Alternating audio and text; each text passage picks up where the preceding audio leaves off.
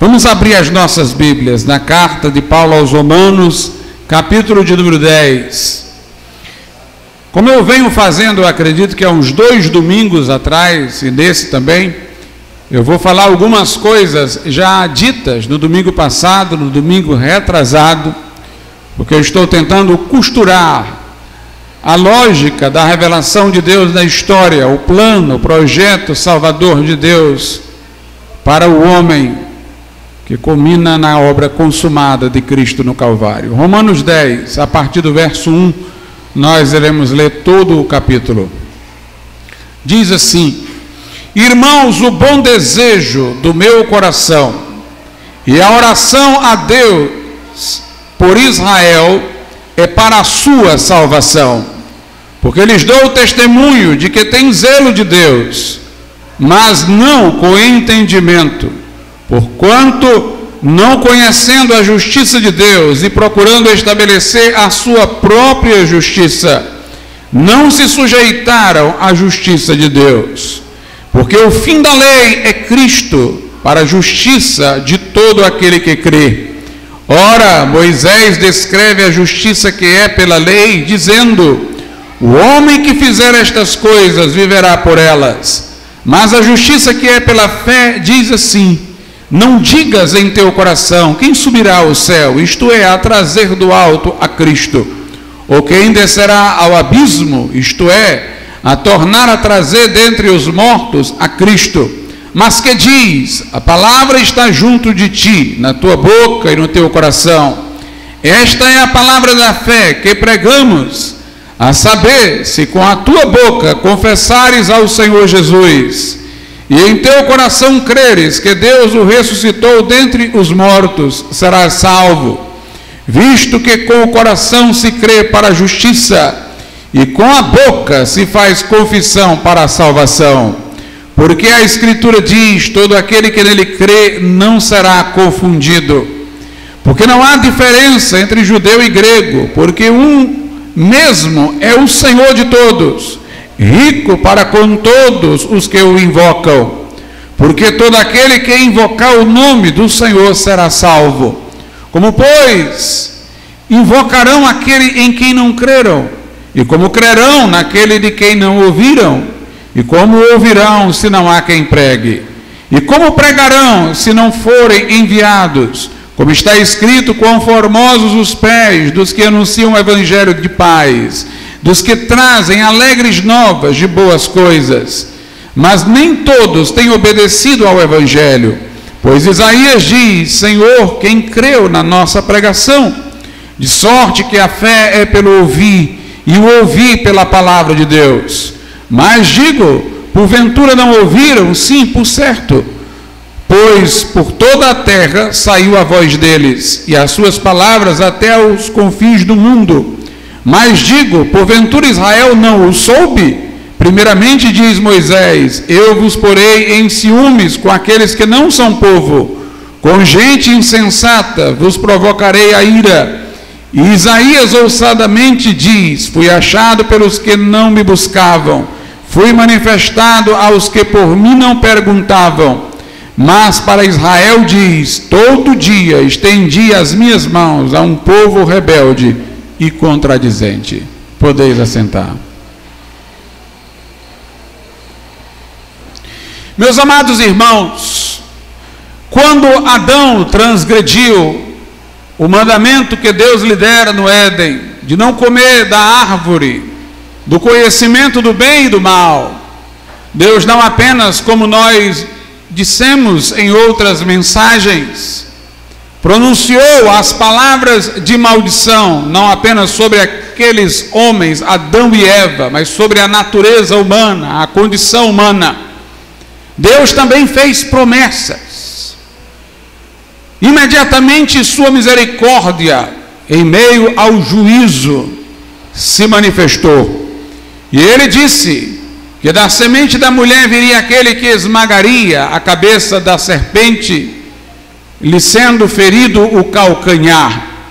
Esta expressão carregada de linguagem metafórica, mas verdadeira, já sugeria o nascimento virginal de Cristo, porquanto a semente, na linguagem da Bíblia, é do homem, não da mulher. Mas uma semente na mulher que não era do homem só poderia vir de Deus. Como disse o anjo a José acerca de Jesus no ventre de Maria, o que nela se gerou é do Espírito Santo. E este que nasceria da mulher esmagaria a cabeça da serpente, desfaria os planos, os projetos de Satanás, que levaram o homem à queda e à ruína. Mas quando é dito que lhe seria ferido o calcanhar, era uma alusão a que ele não nos resgataria de debaixo da maldição, não triunfaria sobre Satanás sem um custo. Ele o faria por meio de sofrimento, por meio de sua morte, para ilustrar diante de Adão e Eva o que viria no futuro. Eles que estavam envergonhados, se sentindo nus, mesmo já tendo feito aventais com folhas de figueira, foram vestidos por Deus com peles de animal. Logo houve para que pudessem ser vestidos um sacrifício. E o sacrifício que ocorreu ali, a primeira morte que Adão e Eva presenciavam, representava o sacrifício vicário de Cristo, que no porvir iria prover para cobrir a nossa vergonha, a nossa culpa, a nossa condição diante de Deus. Assim como Deus vestiu Adão e Eva com túnicas de peles, Ele estava provendo, por meio da morte de Jesus, uma nova vestimenta espiritual para os crentes, de modo que pudessem ter suas culpas cobertas, suas manchas apagadas. E ali nós tivemos, portanto, não apenas uma promessa de redenção, mais uma ilustração do sacrifício de Cristo. A Bíblia mostra, irmãos, que depois daquele episódio, Adão e Eva geraram filhos, e há a história que eles souberam, que eles dela participaram, foi contada a seus filhos. Porquanto é dito que Abel ofereceu a Deus um sacrifício e foi aceito, e Caim ofereceu do fruto da terra e não foi aceito. A razão de Caim não ser aceito foi a insistência em oferecer a Deus o que Deus não pedira. Já fora manifesto lá no Éden que o sacrifício requerido para a expiação da culpa não era a entrega do fruto da terra, mas a morte de um animal representativo do sacrifício de Cristo. E Abel ofereceu por fé no sacrifício de Cristo, de modo prefigurativo, um animal, ao qual imolou, e Deus aceitou a oferta de Abel, rejeitou, porém, a de Caim. Mas Caim matou Abel, como nós sabemos, e Deus já tomou Abel como figura para Cristo. Assim como Abel fora morto por seu irmão e seu sangue clamava por vingança, assim haveria um sacrifício maior no futuro, uma morte de maior sentido no futuro, que clamaria não por vingança, mas pela salvação de toda a humanidade. Nós sabemos que a iniquidade se multiplicou, e os homens se tornaram extremamente iníquos, viviam muito tempo antes do dilúvio, e apenas aumentavam em suas maldades, até que o juízo divino veio sobre a terra, e afogou aquela humanidade nas águas do dilúvio. Havendo escapado Noé com sua família, porque Noé mantinha-se crente na promessa do Salvador, e zeloso pelas coisas de Deus. Lhe foi dado ordem para construir uma arca. Deus poderia tê-lo salvo de qualquer outra forma, mas escolheu que fosse através de uma arca, que passa depois, na Bíblia, a representar também Cristo, conforme o dirá Pedro na sua epístola. assim como os que entraram na arca, nela foram abrigados do juízo e não foram mortos no dilúvio, assim também nenhuma condenação há para aqueles que estão em Cristo Jesus, dirá o apóstolo Paulo. Jesus é a nossa arca, através da qual somos salvos do juízo. E aqui me refiro não ao juízo que possa vir sobre a terra, como o que veio no dilúvio, mas o juízo vindouro, o juízo de repercussões eternas. Noé, depois que as águas baixaram, ofereceu a Deus sacrifícios, também mostrando no oferecimento sua crença no sacrifício maior e perfeito de Cristo, que haveria de vir. A humanidade novamente cai em transgressão com a Torre de Babel, se une para estampar o seu orgulho diante de Deus, erguendo uma grande torre que poderia empinar os céus.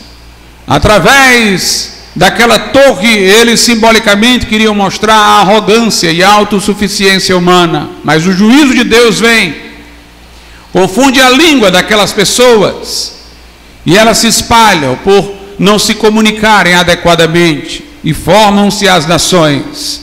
Deus escolhe então Abraão, alguém que ouviu o seu chamado, que deu crédito à sua palavra, para a partir de Abraão constituir a nação de Israel.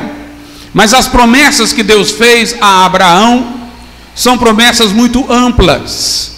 Abraão, do ponto de vista físico, é o pai da nação de Israel, e Jesus é contado na sua descendência. Mas do ponto de vista espiritual, ele é pai de todos os crentes. Ele é pai de todos aqueles que se abrigam na promessa redentora concernente a Cristo.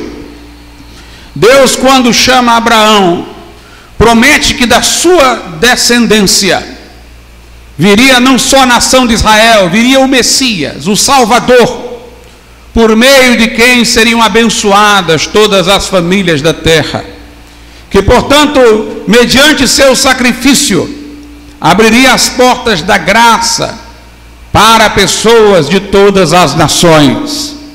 A Bíblia diz que Abraão crê na promessa acerca do Salvador que vem de sua linhagem, da nação que brotaria dos seus lombos. E diz a Escritura que, tendo Abraão crido em Deus nessa promessa, sua fé, não ela em si, o conteúdo dela, a sua crença, o objeto da sua fé, o conteúdo da sua fé, foi-lhe imputado como justiça. Ou seja, a promessa crida tornou-se para ele justiça. A redenção crida tornou-se para ele justiça diante de Deus. O que quer dizer esta expressão? Creu Abraão em Deus, isso lhe foi imputado como justiça. Diante de um tribunal, há um acusador, e há alguém que tem que provar a sua inocência, ou pelo menos que já pagou a pena e que está sendo novamente acusado por um crime pelo qual já pagou. Justiça aí seria no sentido de inocentar aquele que é acusado, dizer que as acusações contra ele ou não são verdadeiras, ou referem-se a algo pelo que já foi pago. A justiça é aquilo que justifica num tribunal. Ela está em oposição à condenação. Um juiz ou condena ou justifica. Portanto, justificação aparece como o pronunciamento de absolvição. Abraão foi justificado diante de Deus, absolvido no seu tribunal, inocentado das acusações que Satanás tem contra toda a humanidade, porque ele é o acusador dos irmãos, como diz a Bíblia.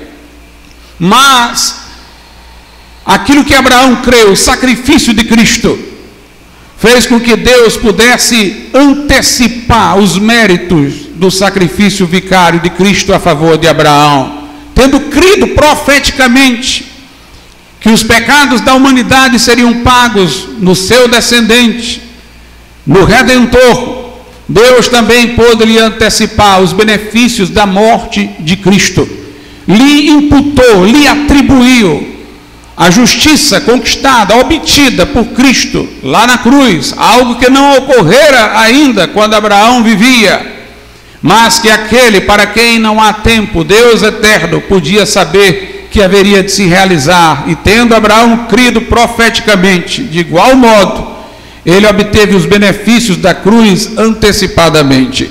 Creu Abraão em Deus, e isso lhe foi imputado como justiça. A Bíblia diz, irmãos, que quando Abraão creu em Deus, isso lhe foi imputado como justiça, Abraão não tinha ainda gerado sequer Isaque, de quem viria por sucessão a nação de Israel.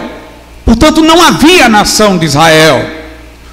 O que caracterizava um judeu, depois do pacto que Deus celebrou com Abraão, foi a circuncisão, uma intervenção cirúrgica na criança do sexo masculino ao 8º dia de nascimento, onde o excesso de carne que cobria o órgão genital era removida.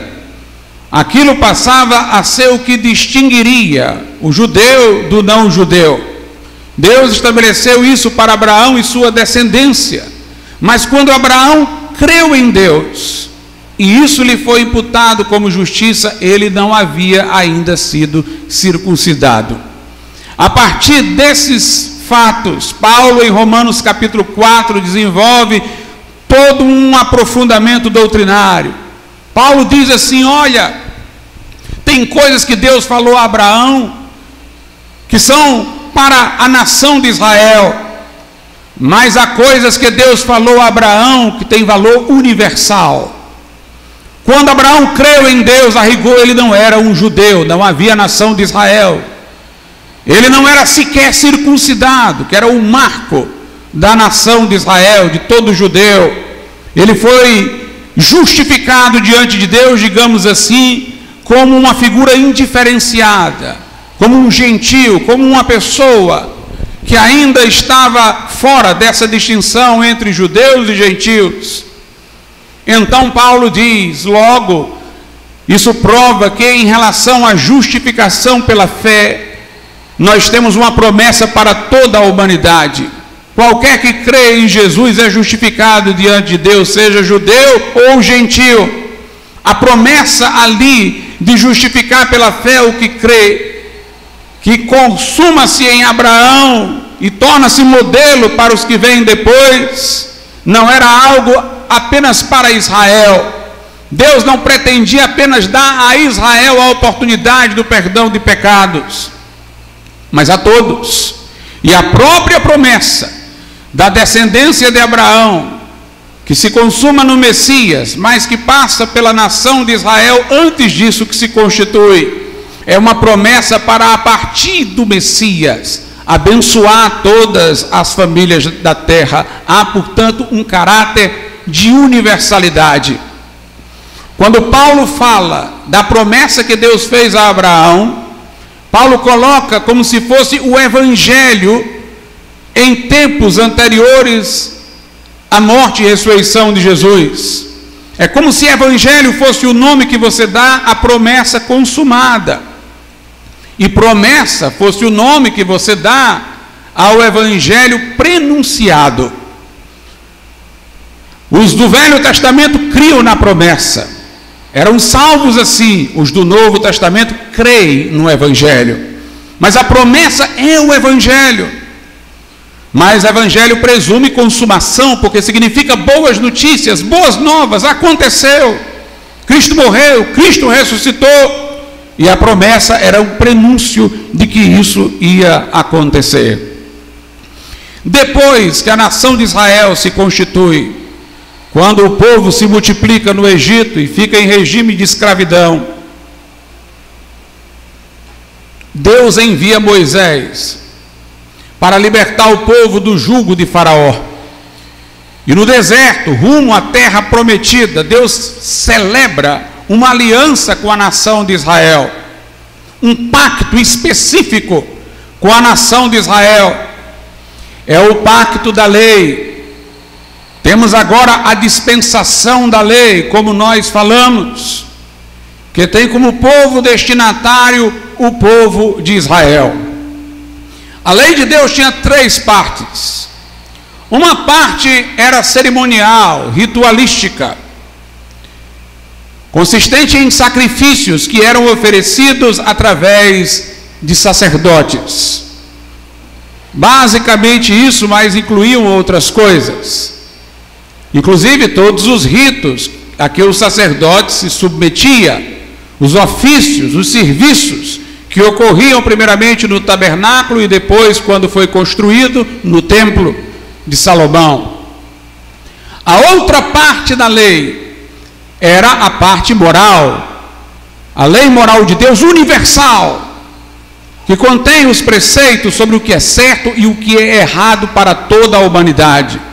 O apóstolo Paulo diz que mesmo os que não eram judeus naquela época, hoje, em qualquer período, eles também sabem dessa lei, porque ela está inscrita na consciência de todo homem.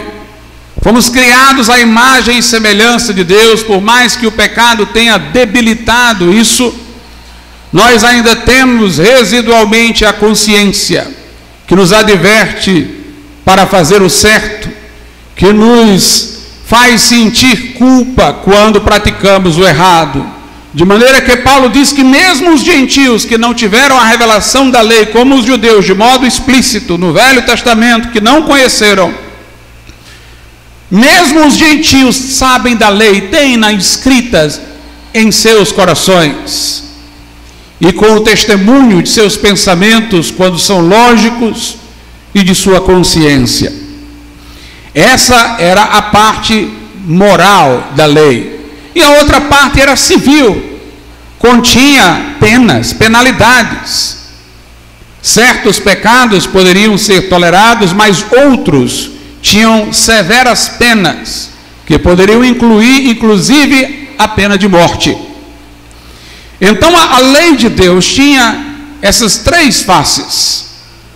E aí nós devemos perguntar, quando Deus deu esta lei a Israel, o que ele queria trazer à nação? Qual a razão de a lei ter sido dada? Em relação à parte repressiva da lei, que trazia as punições, onde a lei funcionava como a própria lei de Estado, a lei civil, nessa parte, nós temos a revelação do porquê lá na carta aos Gálatas. Lemos em cultos dominicais passados. A lei foi dada por causa das transgressões, ou seja, para que os pecados não se multiplicassem em Israel. A lei os refreava com punições e ameaças, que deveriam ser cumpridas pela comunidade. Na verdade, Deus queria, irmãos, em meio a um mundo que entrava por caminho de devassidão, Deus quis que um povo pudesse ter um mínimo de moral preservado, garantido, para fazer plausível a promessa do Evangelho. Porque entendam, uma das coisas que faz o Evangelho perder os ouvidos dos homens, como acontece nos dias de hoje, é a falta de consciência do pecado.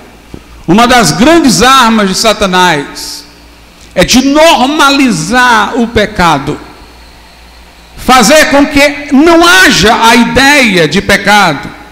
Nos dias de hoje, na área sexual, onde no passado era mais facilmente perceptível ver que o homem é pecador, como ele não se contém, nessa área eles querem tirar toda a moralidade. Então a relação sodomita entre 2 homens, entre 2 mulheres, o adultério, nada disso é visto como sendo pecado. Em relação ao adultério, dizem, bem, se a pessoa quer trocar de parceiro, o importante é a sua felicidade. Em relação à sodomia, os que criticam é que são acusados de preconceituosos e perversos. Querem criar uma sociedade sem a ideia de pecado. E se o pecado não é real, não é grave, então por que Jesus teve que morrer na cruz? Quando nós pregamos que Jesus teve que morrer na cruz para nos redimir, nós estamos mostrando como o pecado é grave, é de implicações cósmicas. Pode fazer incorrer a alma na perdição eterna, irreversível, no inferno. Algo muito grande teria que ser feito para expiar a culpa, compensar o dano, criar a possibilidade de sermos absolvidos do tribunal de Deus. Por isso o próprio Filho de Deus se encarnou. E enquanto homem, viveu uma vida reta para depois assumir os nossos pecados como nosso representante e verter o seu sangue na cruz. Quando pregamos o Evangelho, o convite que o acompanha é esse: arrependei-vos e crede no Evangelho. Diz a Bíblia em Marcos que era isso que Jesus pregava: arrependei-vos e crede no Evangelho. Falar em arrependimento presume que os ouvintes sintam culpa, contrição, lamento pelo estado de iniquidade. Nos tempos pretéritos, os povos gentios, bárbaros, idólatras, que adoravam deuses falsos, entregavam-se a toda dissolução, promiscuidade. Se Deus não conservasse um povo para manter a ideia da moralidade em níveis que fariam sentido Jesus vir, então a humanidade perderia completamente o anelo pela vinda de Cristo. A nação de Israel tinha lei com penalidades severas para que eles pudessem estar toda hora vendo que o pecado era grave, que alguma medida expiatória tinha que vir mais eficaz do que os sacrifícios que eles ofereciam em rotina. Porque se aqueles sacrifícios de animais que as prescrições ritualísticas do templo estabeleciam expiassem de fato o pecado, porque seriam repetidas todos os anos. Se fossem eficazes, seriam feitas apenas uma vez. Aquilo era apenas um recurso pedagógico, prefigurativo do sacrifício de Cristo, para fazê-los aprender o que viria. Portanto, meus irmãos, Deus ordenou a lei para conter as transgressões, para manter um nível de consciência moral em Israel. E até quando a nação de Israel transgredia, Deus enviava profetas para denunciar o pecado, para acordar as consciências, para lembrar a lei. Quando os profetas não eram ouvidos, vinham punições históricas graves sobre a nação de Israel. Outros povos dominavam, humilhavam a nação de Israel, e de certa maneira, indiretamente, isso dava testemunho da justiça de Deus para os outros povos, porque os outros povos podiam ver como Deus, até com o povo que escolhera, era duro quando este povo transgredia. Se essa nação não quisesse ser luz, a sua punição traria alguma luz ao mundo sobre a gravidade do pecado. A maneira como ela sobrevivia e não desaparecia como outros povos mostravam o cuidado de Deus para com ela. Mas o cativeiro babilônico, a dominação persa sobre a nação de Israel, a dominação grega e romana, a dispersão depois no século I, mostrava, irmãos, como Deus leva a sério a sua lei. Portanto, a parte penal, civil, era para refrear o povo, colocá-lo sob uma mínima ordem moral. A parte cerimonial da lei era para trazer esperança. Quando o povo pecava, através do sacerdote oferecia sacrifício para aplacar a ira de Deus. Era uma forma de também manter na memória o sacrifício futuro de Cristo. Na verdade, eles não deveriam crer naqueles imediatos sacrifícios, mas no que eles representavam. Os ofícios do templo mostravam o que viria no futuro para compensar a nossa culpa. O Cordeiro de Deus que tira o pecado do mundo, que viria, o verdadeiro sacerdote que entraria no santuário celeste com o seu próprio sangue e nos obteria uma eterna redenção. Mas a parte moral da lei, concernente ao certo e ao errado, Paulo diz que foi dada para que os homens soubessem que eram pecadores, que careciam de salvação, que precisavam de redenção. Paulo diz que pela lei não vem salvação, porque o homem está caído. A lei de Deus é santa, justa e boa, mas o homem é carnal, vendido sob o pecado. Há uma divergência entre a natureza da lei e a natureza do homem caído, de maneira que o homem não atende com perfeição ao que a lei exige, que pela lei o homem só pode enxergar-se no espelho como pecador, que todos pecaram e destituídos estão da glória de Deus. A lei dá o diagnóstico do problema, para que os homens anelem por um socorro vindo de fora, vindo de Deus, vindo do alto. Esse foi o propósito da lei nessa parte moral. Os judeus, porém, não entenderam. No início, sim, mas chegou um momento que contemporizou a vinda de Cristo ao mundo, em que os judeus achavam que poderiam atender às exigências da lei e por suas obras merecerem o favor de Deus, sem necessitarem do sacrifício expiatório de Cristo. É verdade que neste momento em que eles estavam com essa ilusão, e não eram todos, existiam aqueles como Simeão, que aguardavam o Salvador, mas nesse momento, o Messias que eles esperavam era apenas um general militar, que os libertasse do jugo romano. E pensavam então que eles poderiam ser salvos através da lei. Os escritos de Paulo, da carta aos Romanos e aos Gálatas, são para mostrar que não é assim. Paulo diz: olha, antes de vir a lei, Deus fez uma promessa a Abraão. A promessa de que o Messias, de sua linhagem, viria para abençoar as famílias da terra. Não seria por lei que nós seríamos abençoados, seria por ele. O próprio Abraão creu nele, profeticamente, no Messias que viria de sua linhagem, e não por suas obras, mas através da fé é que ele foi justificado no tribunal de Deus. Paulo diz: Abraão não foi justificado pelas obras, Abraão foi justificado através da fé em Cristo Jesus. Logo, a lei não foi dada para revogar a promessa que Deus fez a Abraão, a promessa de redenção.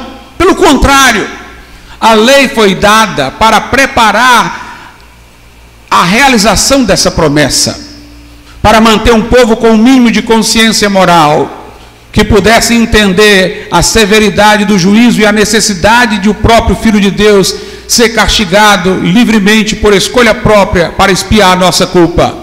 Um povo que pudesse saber que era pecador através da lei, para que pudesse anelar por um socorro vindo de fora em Jesus. Um povo que pudesse olhar para os sacrifícios e mentalizar o de Cristo que ainda iria acontecer. A lei foi dada para nos preparar para a promessa. Mas o erro dos judeus foi que eles tornaram aquilo que era meio um fim. A lei era um meio para nos levar a Cristo. Eles viram-na como um fim em si mesma. Paulo diz aqui em Romanos 10:4, porque o fim da lei é Cristo, para a justiça de todo aquele que crê. Fim aqui não está apenas no sentido de término, está no sentido de objetivo. O objetivo da lei era Cristo. A lei apontava para Cristo. O fim da lei é Cristo, para a justiça de todo aquele que crê. O erro dos judeus foi que eles não se submeteram ao próprio modo de Deus justificar pessoas no seu tribunal, que não é por méritos próprios, mas pelo sangue de Cristo, pela fé no Evangelho. Eles acharam que a lei, que era para mostrar a necessidade do Evangelho, era o caminho da salvação. E aí diz Romanos 10:3: porquanto, não conhecendo a justiça de Deus e procurando estabelecer a sua própria justiça, não se sujeitaram à justiça de Deus. Este é o grande erro das religiões terrenas, irmãos. As pessoas querem uma religião de sua escolha, de sua preferência. Elas querem se basear na opinião própria, no achismo. Jesus para mim é assim, Jesus para mim é desse outro jeito. Não existe um Jesus para você e outro para o outro, só existe o Jesus da Bíblia, o Cristo de Deus. Não tem um caminho que você mesmo escolha para chegar a Deus, senão o caminho que Ele abriu através da cruz do Calvário. Então a Bíblia Sagrada nos ensina, irmãos, que a lei não abrogou a promessa. Pelo contrário, a lei é que era temporária. Como diz Paulo aos Gálatas, ela nos serviu de aio, de tutor, na menoridade, até que chegássemos à idade adulta. Nos serviu de aio para nos conduzir a Cristo, para que pela fé em Jesus fôssemos justificados, diz Paulo. E de maneira que agora, tendo chegado à fé, não é mais pela lei que nos conduzimos, mas pelo Espírito Santo que agora habita em nós, que molda a nossa vida, obviamente de conformidade com a lei, mas nós seguimos o Espírito e não ficamos nos cobrando de mandamentos numericamente nominados. É através da fé, e esta fé tem que ser esclarecida pela palavra de Deus. É a fé que entende a razão de Cristo ter vindo ao mundo. Romanos 10:17 diz: de sorte que a fé é pelo ouvir, e o ouvir pela palavra de Deus. Não é uma fé cega, é uma fé que ouviu a palavra, que abriu os olhos através da palavra, que entendeu a promessa do Evangelho. É interessante, irmãos, que quando falamos de fé, hoje em dia, as pessoas perderam o sentido do que ela seja. Eu já estou dizendo aqui alguma coisa que vai na contramão do que ocorre hoje. Tem gente que acha que se você tiver fé, seja no que for, vai dar certo, ou você vai ser bem sucedido. O texto aqui diz que a fé de que se fala aqui, ela é baseada na palavra. Não é simplesmente porque você acredita em algo, como se a fé tivesse eficácia por si mesmo, que dá certo. Não. Você crê numa promessa que está no Evangelho, que se cumpriu, que é verdadeira, que se consumou na história. E não é por causa da fé que você é salvo, mas daquele em quem você crê. Somos salvos por meio da fé, mas não por causa da fé. Paulo nunca se gloriou de ter crido, mas se gloriou daquele em quem creu. Ele disse: eu sei em quem tenho crido, eu sei que Ele é poderoso para guardar o meu depósito até aquele dia. Esta fé, irmãos, envolve arrependimento. A Bíblia diz: arrependei-vos e crede no Evangelho. Se ela é esclarecida, então eu entendo o propósito da lei, entendo que a lei deu o diagnóstico, mostrou que eu era pecador, eu me enxergo no espelho de Deus. Todas as tentativas de se desculpar, eufemizar o pecado, diminuir a sua gravidade, com frases de slogan: errar é humano, todo mundo erra, vamos embora. Eu me sinto diante de Deus somente e vejo que transgredi a sua lei, e digo como Davi no Salmo 51: contra ti somente pequei, fiz o que é mal perante os teus olhos, de sorte que és inculpável no falares e justo no julgares.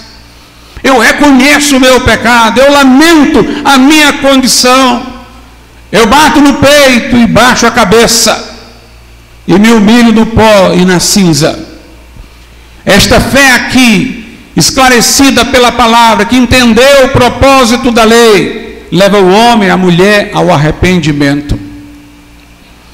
A Bíblia diz que Deus disse a Abraão: sai da tua terra, do meio da tua parentela, vai para a terra que eu te mostrarei. Conforme a Bíblia, a família de Abraão era idólatra, e uma tradição judaica diz que seu pai era fabricador de ídolos.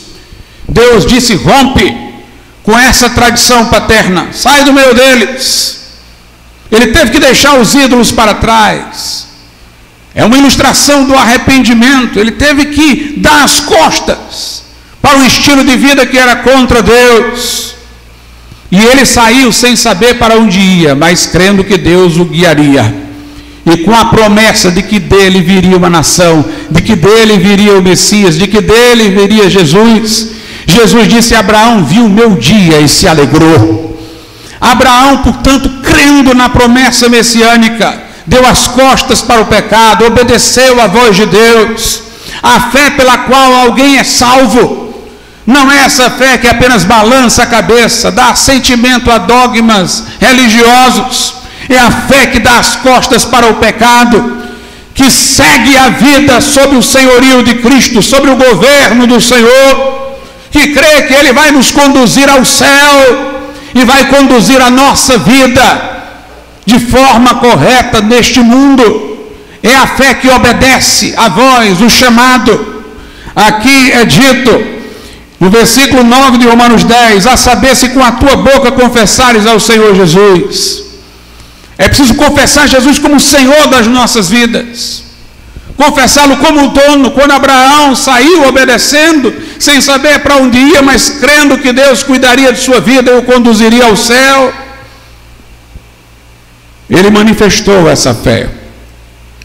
Se com a tua boca confessares ao Senhor Jesus e em teu coração creres que Deus o ressuscitou dentre os mortos, serás salvo. Essa fé, portanto, nos faz seguidores de Cristo, faz o pecado ser deixado para trás e nos coloca numa relação de confiança em Deus e em suas promessas, no que Jesus fez, que nos dá a segurança de que somos justificados no tribunal de Deus, absolvidos de culpa, perdoados dos pecados, porque Jesus já os pagou e o seu sangue nos purifica de todo o pecado. A Bíblia diz que Abraão, quando ouviu que dele viria descendência, era velho, sua mulher era estéril, mas ele creu que Deus daria um jeito a isso, e que ele teria filho para de alguma maneira ter descendência. Diz a Bíblia que Abraão creu nisso e se fortaleceu e deu glória a Deus. A verdadeira fé glorifica a Deus pelo céu antes de ter entrado lá. A verdadeira fé glorifica a Deus pela salvação recebida, porque ela confia na promessa do Evangelho.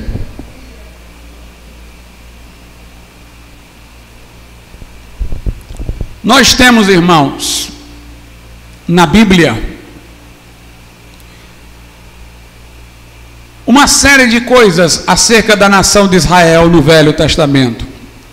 Esta nação, ela, por sua desobediência, foi levada cativa para a Babilônia. Um descendente de Davi que deveria ficar no trono nesta época já não estava mais. É uma coisa curiosa, a Bíblia é muito perfeita. Lembre-se que ela não foi escrita por um autor só, mas por vários autores em diferentes tempos e lugares, ao longo de muitos séculos. Quando, através de Moisés, Deus deu a lei a Israel, lá nos livros da lei, no Pentateuco, Deus disse: vai chegar um dia que o povo de Israel vai se desviar e vão pedir um rei para eles, para imitar as outras nações, porque naquele momento Deus queria estabelecer em Israel uma teocracia. O povo se basearia na lei. Quando o povo não entendesse alguma coisa de que a lei não falava explicitamente, o sacerdote, que tinha 2 pedras nas suas vestimentas, que nós nem sabemos o que são essas pedras, ele, através dessas pedras, falava com Deus e trazia a resposta. Como é que ele fazia isso, pastor? Nós não sabemos. A Bíblia não diz, e eu creio que Deus não disse para ninguém tentar simular uma ocorrência desse tipo hoje, porque o tempo para isso já não existe mais. Essa era a maneira de Deus falar com Israel naquele tempo. Deus iria governar do ponto de vista do cumprimento da lei através dos juízes. Havia uma teocracia, não havia rei. E de fato chegou o dia em que o povo chegou para Samuel, que era um profeta, um juiz, e o povo disse: nós queremos o rei. Samuel disse: o rei vai trazer muitas coisas ruins para vocês. Quando o rei não for um servo de Deus, vai oprimir vocês. Vocês vão sofrer se tiverem um rei. Mas o povo diz: nós queremos um rei. E Deus diz a Samuel: atente. É interessante que Deus reprova o povo, mas atende, irmãos, porque na sua sabedoria, que coisa gloriosa, Deus via o tempo em que o povo dizia e o que ele queria se juntariam, porque da descendência de Davi viria o Cristo, Deus encarnado, e aí eles teriam um rei físico, e ao mesmo tempo esse rei seria Deus. Deus diz: atende no que eles pedem. E mais adiante, esta nação acumula transgressões e é levada cativa para a Babilônia. Nesse tempo não há mais descendente de Davi no trono. Eles passam pela dominação persa, pela dominação grega e pela dominação romana que existia quando Jesus se manifestou. E naquele momento, irmãos, que Jesus apareceu, eles rejeitaram a Cristo. Foi a rejeição de Cristo que constituiu a igreja. Entendam, sempre pessoas puderam ser salvas pela graça mediante a fé em Cristo, mesmo no Velho Testamento, crendo profeticamente, mesmo não sendo na nação de Israel. Mas qualquer pessoa que cria no Velho Testamento, para entender as coisas de Deus, tinha que aprender com Israel, tinha que, digamos assim, parasitar na nação de Israel, que era a nação que estava em aliança com Deus. Agora, na era da graça, como nós falamos, Deus está constituindo um povo com o qual Ele está em pacto, que é um povo dentre os povos. Não é preciso ir a Israel para aprender. Deus está constituindo agora a igreja. A igreja é a comunidade universal dos que creram em Jesus de todo o mundo. A igreja não são 4 paredes ou uma instituição. A igreja é um povo no qual Jesus habita. Jesus se identifica tanto com este povo que quando Saulo de Tarso perseguiu os crentes, Jesus disse: Saulo, Saulo, por que me persegues? Lá em Coríntios a Bíblia diz que assim como um corpo tem muitos membros, assim também é Cristo. Nós somos membros do corpo de Cristo e Ele é o cabeça. A igreja não é uma organização, é um organismo, é uma comunidade espiritual de crentes que abraçaram o Evangelho, que professam o Evangelho, com o qual Deus tem uma aliança, ao qual Deus destina promessas e bênçãos, e a quem Deus deu o privilégio nessa dispensação de pregar o Evangelho em todo lugar. Quando a nação de Israel recusa Cristo, ela é colocada de lado, e a igreja surge nesse momento.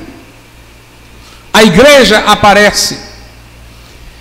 Não é mencionado sobre a igreja no Velho Testamento. O Velho Testamento fala sobre os povos, os gentios, fala sobre Israel, mas não fala sobre a igreja. Paulo diz que a igreja constituída agora, nessa dispensação, é um mistério que não foi conhecido no passado, mas que agora se revelou através dos apóstolos. Então a igreja não está lá no Antigo Testamento explicitamente. Se fala do plano de Deus para os povos e para Israel. E a Bíblia diz, pelas profecias, que um dia Jesus, o descendente de Davi, iria reinar no trono de Davi em Jerusalém sobre todo o mundo. Isso foi postergado para tempo futuro, quando a nação de Israel se voltar para Deus. E aqui está a razão pela qual não é mencionada a igreja no Velho Testamento.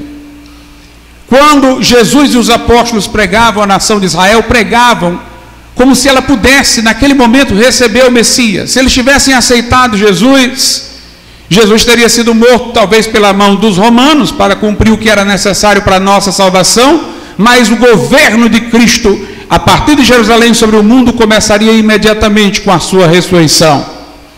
Ou mesmo eles tendo rejeitado Jesus, se logo em seguida eles tivessem se arrependido, ao ressuscitar, Jesus já iria governar a partir de Israel sobre as outras nações. Deus, que é onisciente, sabia que a nação de Israel ia recusar Cristo. Mas se dissesse isso no Velho Testamento, o judeu iria desculpar-se, dizer: não foi porque nós rejeitamos, foi porque Deus já tinha planos de um outro povo, para que pudesse ser oferecida a oportunidade a Israel com sinceridade, de que se Israel tivesse aceito, não haveria necessidade da igreja. O Velho Testamento não falava claramente da igreja, mas quando a nação de Israel recusa, aí a ideia da igreja brota. Ele veio para o que era seu, diz João, os judeus, os seus não receberam, mas a todos quanto receberam, seja judeu, gentio, deu-lhes o poder de serem feitos filhos de Deus. Paulo diz aos Gálatas: em Cristo Jesus não vale o ser judeu ou gentio, a circuncisão, a incircuncisão, ser escravo ou livre, todos são um em Cristo Jesus. A igreja é um povo que se define por Cristo e não por uma nacionalidade. O que marca a igreja não é a circuncisão, é a habitação do Espírito Santo nos crentes. Nesta terra, a igreja é uma comunidade peregrina. Sua promessa não é um reino terrestre, é a cidade celestial. Estamos então na dispensação da igreja. Mas o curioso é isso: se por um lado o Velho Testamento não falava explicitamente sobre a igreja, o Velho Testamento dava indicativos de coisas que só fariam sentido se a igreja existisse, para que ninguém dissesse que os apóstolos também estavam inventando um conceito novo. Nós temos alguns elementos no Velho Testamento indicativos, sem uma definição explícita, da igreja que iria surgir. Por exemplo, no livro do profeta Daniel, Deus diz que estão decretadas 70 semanas de anos, cada semana 7 anos, para trazer Israel de volta a Deus. A 69ª semana terminaria exatamente no tempo em que Jesus entrou, montado num jumentinho nas ruas de Jerusalém. Ficava então faltando uma última semana, a 70ª, 7 anos, para terminar o cumprimento dessa profecia. Mas aí a Bíblia diz que entre a 69ª e a 70ª aconteceriam duas coisas: os romanos atacariam os judeus e os espalhariam pelo mundo, e o Messias seria morto. Então, dois fatos aconteceriam entre a 69ª e a 70ª, o que indica um intervalo de tempo. Ou seja, a contagem dessas semanas de anos não seria ininterrupta, pararia na 69ª semana, alguns fatos aconteceriam e depois viria a 70ª. Esse buraco, essa interrupção, que não é descrita como sendo o período da igreja, mas fatos que aconteceriam aí são mencionados, era uma maneira de se mostrar que Deus, embora não tenha sido explícito sobre a igreja, tinha a igreja nos seus planos. Ela apareceria nesse intervalo. A Bíblia diz que quando chegar o tempo certo, Deus vai arrebatar a sua igreja daqui. A igreja vai terminar o seu tempo, nós cremos que está às portas. Quando no ano 70 a nação de Israel se dispersou, aquilo foi um sinal de Deus, de que o tempo de Israel como povo aliançado com Deus estava terminado naquela dispensação. Um outro povo agora surgia, que era a igreja. Mas desde 1948, os judeus voltaram à sua terra e voltaram a constituir uma nação, o que indica que o tempo das coisas de Deus para eles está se aproximando, e o tempo da igreja está terminando. Como é que termina o tempo da igreja? Com o arrebatamento. A Bíblia diz que o mesmo Senhor descerá do céu, Jesus aparecerá nas nuvens, será soada a trombeta de Deus. Ele ainda não vai pisar nessa terra, não terá vindo para a terra, terá vindo para nos levar. E a Bíblia diz que os que morreram em Cristo, os crentes que já morreram em Cristo, ressuscitarão primeiro. Depois nós, os crentes que estivermos vivos, seremos transformados. Este corpo mortal se revestirá de imortalidade, o corpo corruptível de incorruptibilidade, e nós seremos arrebatados ao encontro do Senhor nas nuvens, e estaremos para sempre com o Senhor. Ele nos tirará daqui, Ele nos levará ao céu. O termo arrebatar quer dizer tirar bruscamente, será no abrir e fechar de olhos. De repente o mundo se dará conta que um povo sumiu, porque Jesus levou. Aí vem a última semana das 70 semanas de anos que Deus falou a Daniel, 7 anos. Esses 7 anos serão de pragas, de guerras. Surgirá o anticristo. E o mundo, não tendo a igreja para expressar seu ódio contra Deus, vai expressar contra o povo a quem Deus amou no Velho Testamento, contra Israel. As nações se amontoarão contra Israel, e esta nação então vai rever suas perspectivas, vão se lembrar do Cristo que morreu lá na cruz, vão se arrepender os judeus de tê-lo crucificado, vão crer nele, e Jesus voltará aí sim para pisar a terra, socorrendo a nação de Israel, exercendo juízo sobre as outras e implantando um reino de 1000 anos sobre o mundo a partir de Jerusalém. No Velho Testamento nós temos inúmeras promessas de Deus para Israel, de abençoar o mundo através de Israel, de Jesus reinar sobre o mundo a partir de Jerusalém. Essas promessas são mais constantes, mas a Bíblia sinaliza que em algum momento, ela não diz muito, mas era a forma de se falar misteriosamente sobre a igreja. Ela sinaliza no Velho Testamento que em algum momento a nação de Israel iria rejeitar a Deus e Deus iria se voltar para as outras nações. É o que Paulo diz aqui, em Romanos 10, versículo 19.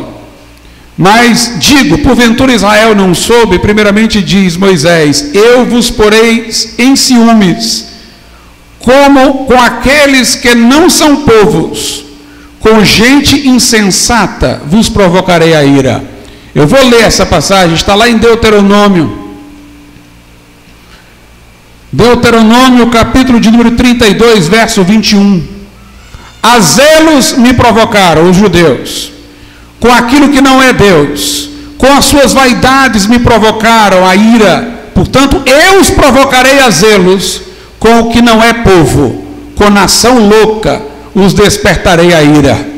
Então Deus, irmãos, formou um povo dentre os povos.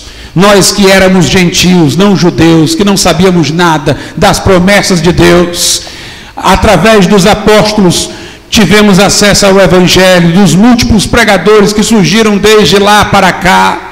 E nós que éramos de nações insensatas, tivemos a oportunidade do Evangelho. Então aqui Deus sinaliza um tempo em que a nação de Israel estaria escanteada e que um povo, dentre os povos, estaria aliançado com Deus. Também eu não vou ver lá de novo em Romanos 10, mas Paulo, depois dessa citação, cita outra, que está em Isaías. Eu vou ler direto em Isaías. Isaías, capítulo de número 65. Também fala de um tempo em que a nação de Israel está rejeitando a Deus e Deus está indo aos outros povos.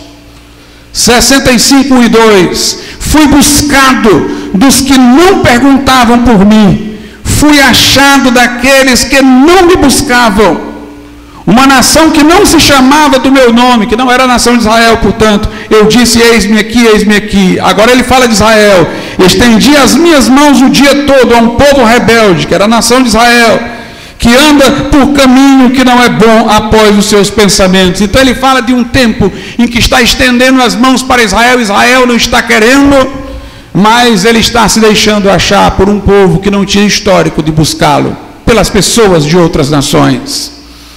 Então nós percebemos que Deus falava, mas não claramente, sobre a igreja, que é um mistério do Velho Testamento, revelado no Novo.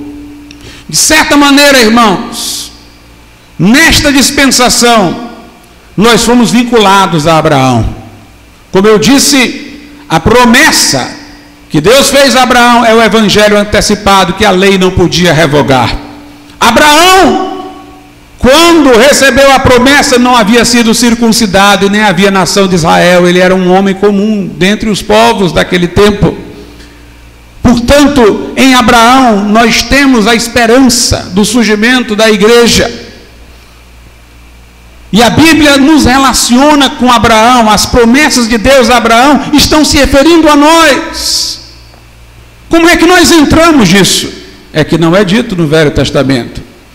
De alguma maneira, esses textos que lemos mostram que num tempo que Israel estivesse recusando, Deus iria abençoar os gentios. Mas como eles entrariam nisso? Como seria? Não é dito, mas o Novo Testamento nos explica. Vamos às explicações de Paulo, que são de 3 formas. Em Gálatas, é a primeira. Gálatas, capítulo de número 3.